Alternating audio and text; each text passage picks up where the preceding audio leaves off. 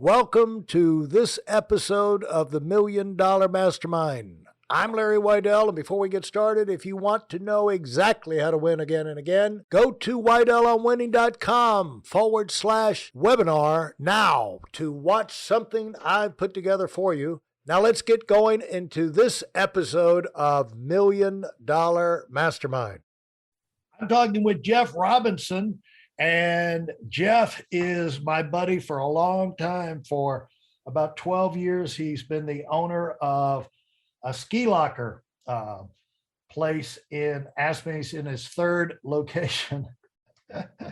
And he's in a premier location right downtown, right by the mountain.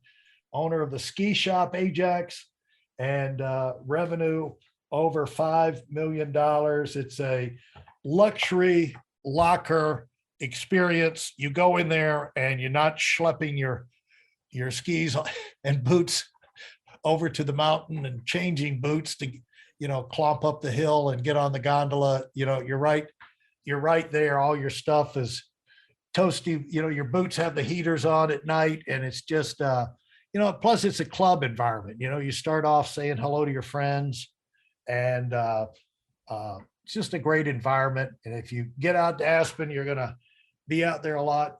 Come by the ski shop. They've got all the best equipment. So hello, Jeff. Hey, Larry, how are you? Great. So the summer been busy? The summer has been busy. It's been good. It's been a great summer in Aspen. And this is your second ski season in your new location. And it's worked out better than you expected, don't you think? Yeah, I know. It's a great location. As far as foot traffic and visibility and retail, it's a better location than our last store, that's for sure. And about 3 times the size too. Yeah. Now, talk, Jeff, about when you started out. You've had other businesses. You're in Aspen for quite a while now, but you came over from Scottsdale or Phoenix? I came over from Scottsdale, yeah. And my background before I got in the ski business was automotive collision repair. So I started out with one store back in '93 in a town called Mesa, Arizona. Then built another store up in North Scottsdale, and then acquired another store in Arrowhead, which is kind of over in Glendale. So we had 3 collision repair body shops doing insurance billable type collision repair. And how did you get into that? Just growing up, I was just kind of a car guy, kind of a gearhead. And then one of my buddies was a really good painter body guy that taught me a ton of stuff. And I did that going through college, and I got out of college and was working a little bit, studying and for my LSAT, because I was going to go back to law school.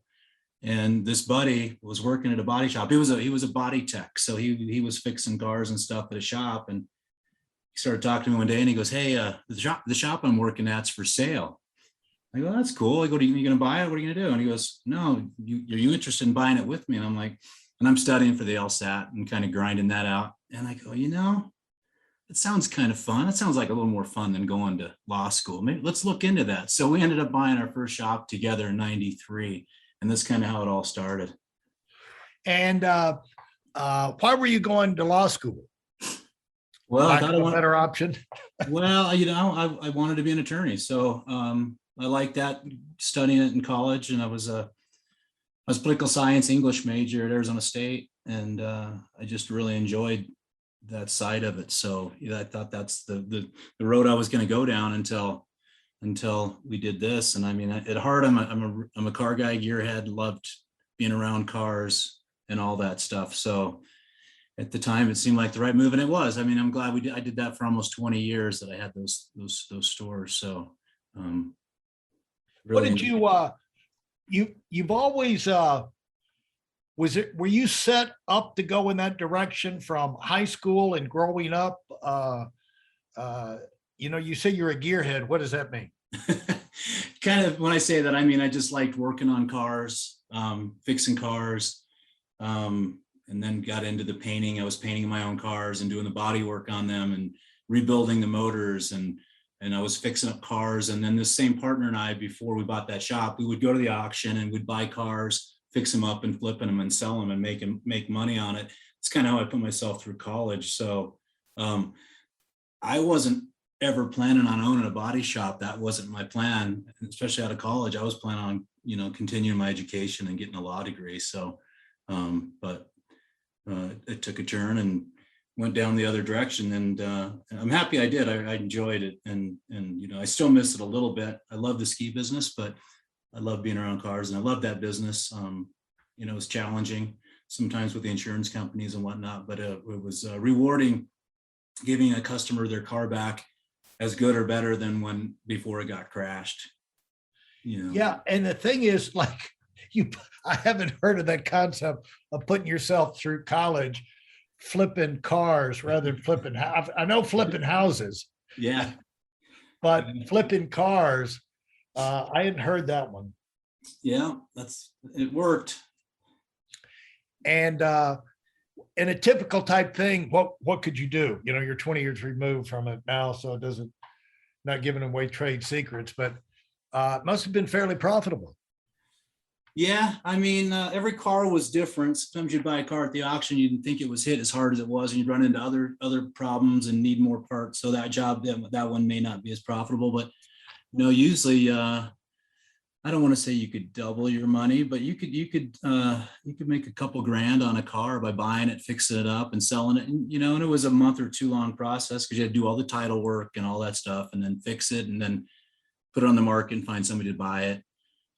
So it was a fairly long 2-3 month process per car, but it was a good investment. We'd stick our money in it and go through the process, sell it, make some money, and well, you got a taste of being in business for yourself too, and not having a limited income.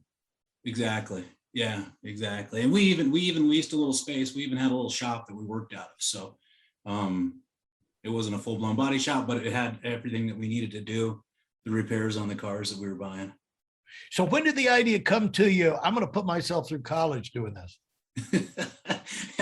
I was either go get a job at a restaurant or something, or do what I really like to do. And that's, get my hands dirty and work on cars. So I'm like, I'd rather do that in the afternoon after classes than go work at a bar or restaurant at night, trying to make some extra cash to put myself through school. What motivated you as you were moving up? What were you attracted to other than cars in general, but in life? What were you thinking your life would shape up to be? What attracted your attention?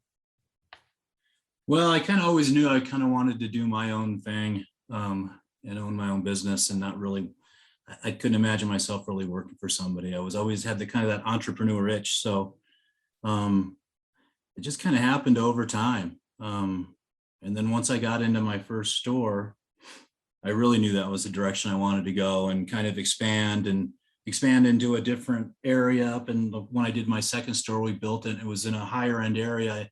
I enjoyed working on higher end cars, and that was a little more affluent area. So we were working on, BMWs and Mercedes and Porsches and stuff like that, rather than my other shop where we were working on a little lower end car, even though the process is exactly the same and you got to do exactly the same thing to every car. I just enjoyed being around some of those higher end cars and clientele. And any kind of experience you went through early on that told you didn't want to grow up working for? What gave you the signal on the highway that I don't want to be working for somebody else all my life? It's always interesting how that signal comes to us. It comes to some people, and some people, that signal, it never occurs to them that they could actually get through life and not have to work for someone else. Yeah, I think a big part of it was I really admired my grandfather, and he always owned his own business, and he was really successful, and he ran his own business, and had a lot of flexibility, even though he worked really, really hard. I think it was being around him and working with him growing up and doing things and doing projects with him that I just kind of saw that and go, I kind of think that's what I kind of want to do too. So that might have been kind of the light that I saw way back when I was young. What was the hard thing about being in business for yourself? I mean, did you have to kind of develop some new skills or reorganize your thinking or make some adjustments to be successful in that thing? No, I wasn't afraid to work hard and put the time in and do whatever it takes to be successful. You know, some of the challenges are employees. Sometimes it could be cash flow, figuring those things out, growing and having the capital to grow. Those were some challenges, but you know, I when I started doing it, I decided I was going to do it, and I was going to work hard and do whatever it takes to be successful. And not everybody gets to that, ever actually makes that decision, do they? No. But it seems like, you know, it's like, this business is hard, you know, life is hard. And it's like, you know, how do you do it? It's just so hard. It's like, well, it'd be hard for me too if I did it the half-butted way that you do it, you know? Right. Trying to cut corners and making everything 10 times harder than it needs to be. When you make up your mind to just go do it, it starts to get a lot simpler, doesn't it? It does, for sure. I've heard that phrase, do whatever it takes to be successful. Did you actually have that thought in your mind, or is that just kind of a description? Is like, you know, the confidence that you could get? A lot of people will stall out, Jeff, because they say, well, I don't know this, I don't know that, I don't have, you know, like funding, you know, like, how do you go get funding, you know, this, that, and the other. And all the answers are out there. People have figured it out, but they don't get past the point of understanding whatever it is you don't know, somebody else out there does know. And just because you are ignorant today on a particular subject, or you don't know how to do something today, doesn't mean that tomorrow you couldn't have it all figured out because someone showed you how, you know. No. And Yeah. how did you figure your way through a lot of those early stages? Hey, listen, there's a lot of information online, but there aren't a lot of people who've actually done something. In my case, I've actually built a successful business that's accrued over $5 billion in assets under management and has done well even during trying times. Now, if you want to know exactly how I've done this, go to whiteelmwinning.com/webinar now. I've compressed a decade of learning into 5 short weeks just for those of you who want to give yourself an incredible advantage and are tired of waiting and watching others move up. Well, I remember starting in '93. Fortunately, my partner had a good background in the business, so he was kind of my mentor, and we worked together for the first couple of years. But going into it, I knew absolutely about zero about billing an insurance company and how the whole process worked with the insurance company owning a full retail style body shop. So to be honest with you, I just kind of rode his coattails. He taught me everything I know. And I learned everything from him. But within a year, I knew everything and how it all worked. So it didn't take me 10 years to figure it out. I figured it out pretty quick, but I was lucky that I had a mentor and a partner that knew what he was doing. Although he was learning some things too at the same time. He had never been at that level, but he had the background and had been around it enough to know that we could do it and be successful at it. And how did you, what triggered the, was it just natural evolution? Let's get this, expand here, expand there, just opportunities came and you jumped on it? Yeah, as we grew and figured out and the shops became successful, I maybe it's time to do another one, and then had the opportunity to acquire another one that just kind of came about. So it was just kind of time and the timing and economy doing well. Did it turn out the way you expected? Yeah, it sure did. In terms of income and opportunities and things like that. It did. Yeah. I mean, it provided a really good lifestyle for me for a long time, having that career. And what does that mean? A really good lifestyle? just an income and the life that I had. I was married, had 3 kids. They had a great lifestyle, and it was just it was a successful time. Now, what got you excited about, when did Aspen come on your radar? Was that your first experience with a ski town? Well, I grew up skiing, but yeah, living in a ski town. So I got out of I sold the body shops in 2008, and just took a little time off. And then I was skiing in Aspen. Had just gone through divorce, skiing in Aspen with my girlfriend, and we were just talking to people. And we were having a great time here for a week, and everybody's telling us how great the summer is. And we're like, okay, I'm sure it is. I'm sure it's beautiful. And I'd never been here in the summer. So we were just driving home back to Scottsdale, and we go, maybe we should just rent a place for a couple months and just come spend a couple months in Aspen and see what it's really like, hike and do all those fun things that you do in Aspen and ride your bike around and enjoy the great weather. So we rented a place for a year rather than 3 months, just because it was more cost effective, because it was going to be so expensive to rent a place for 2 or 3 months here. So rent a place for a year, skied, had a good time. And that's when I started getting to know the ski town, the ski business a little bit. Had a locker over there with you. This was before I owned the shop, and rented a locker from Alex. Yeah, Then I got to know the ski business. Yeah. And anyway, renewed the lease, stayed another year, bought the ski shop. I wasn't doing anything, and I saw potential in the shop, and the guy that owned it wanted to get out. So I'm like, I'm not really doing anything right now. I see the potential in your business model with the locker room / ski shop / tune shop. And I go, I think it's got huge potential. He wanted to get out, and I decided to buy it from him. And it's that was back in 2010. So this will be our 11th season with the store. So it just kind of that was my first taste of it, being in Alex's shop, that I ended up buying from him when I met you. And that was 12 years ago. Now, a lot of being in business is figuring things out. When people listen to these podcasts, they're wanting to, they're listening for, what did you do? How do you do it? You're in a state of confusion, but a lot of these things unravel themselves pretty quickly. Like, as you said, you can go from an industry, a business where you know absolutely nothing about it, but you have an interest, you're not afraid of working.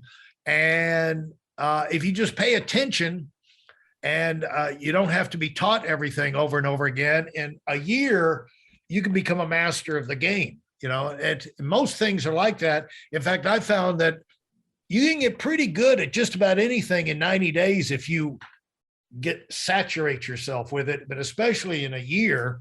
And so just having that approach, a professional type approach, we're not going to have this as a hobby thing. This is going to be a business. We're going to treat it like a business. We're going to expect a business income, a business result, and dependability and profitability and all of that. Having that mentality, looking at opportunities, gives you an incredible advantage over the people who just see it as, well, we got a store and we do this, that, and the other, and kind of take what comes. Yeah. I was lucky enough when I acquired the store. I inherited a couple really good employees that had really vast knowledge of the ski business, had been doing it a long time.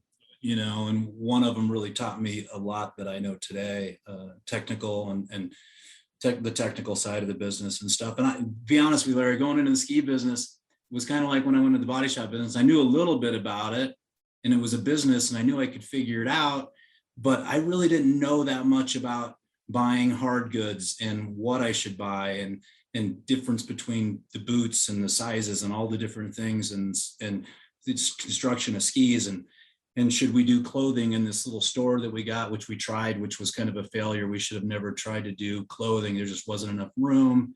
We should have just focused. So it took me a couple, 2-3 years to really dial in what our niche was, and to get the thing profitable, to get the locker room full, to get people to know where we were because we were on the backside of a building. People didn't, if you didn't know where we were, you had a tough time finding us. But it took a couple years to figure it out, because it is seasonal. So listen, you got 5 months to kind of do your thing, and then you've got this time off, and then your next year comes around. So it's not like you're doing it year round. You're still running your business year round, but you're really in there dealing with people for those 5 months of the ski season. So after about in our third year, we filled the locker room completely full, acquired another space, did another locker room, and then filled that one and had a waiting list with very little turnover.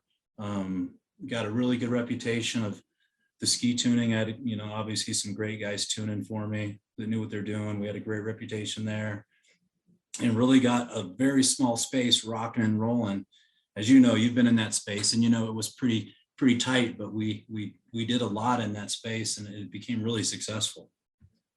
Yeah. And there's actually some advantages to having a small space, because it causes you to be cost effective, or make sure, well, first of all, nobody can lay around. There was only, Steve was going to take care of whatever chair was in there. So you couldn't come in and sit down because Steve was going to be in there. Right. And yeah, that's true. There was only about 4 seats in the whole place yeah.